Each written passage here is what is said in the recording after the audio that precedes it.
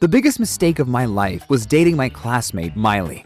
One time she told me, "Sorry, but I forgot to close the front door yesterday.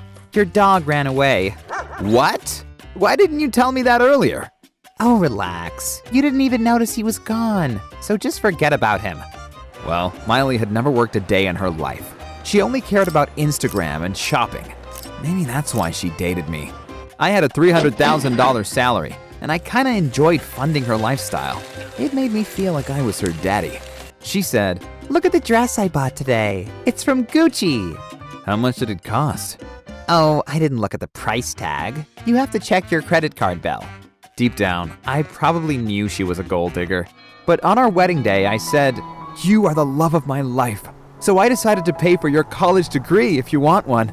Oh my God, yes, thank you. I will study very hard and get good grades. But that never happened. Instead of going to classes, she went shopping at designer boutiques. That's how we got $20,000 into debt.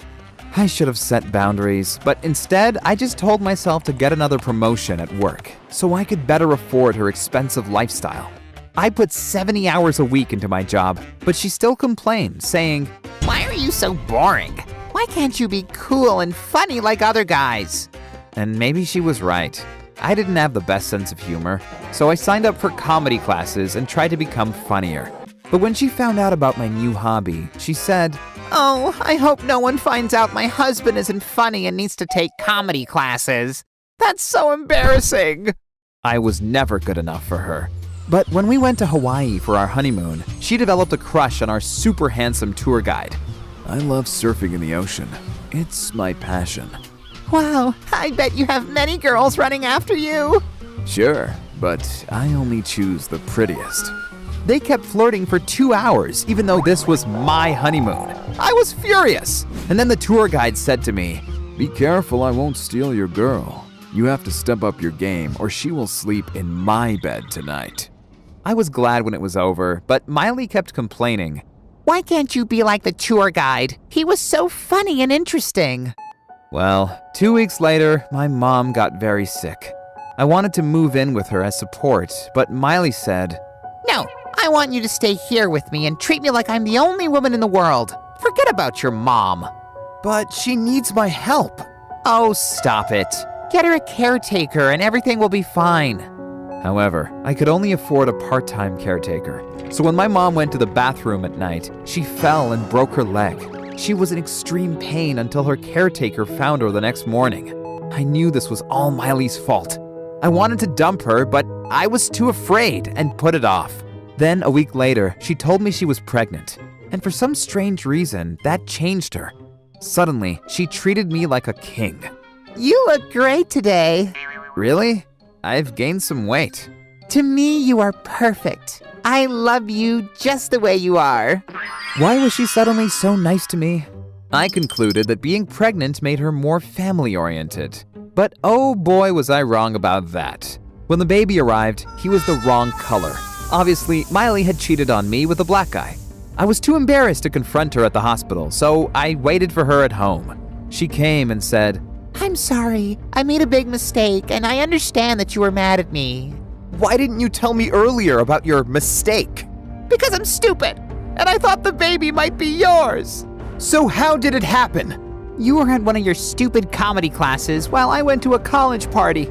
I got drunk and there was this guy and it happened.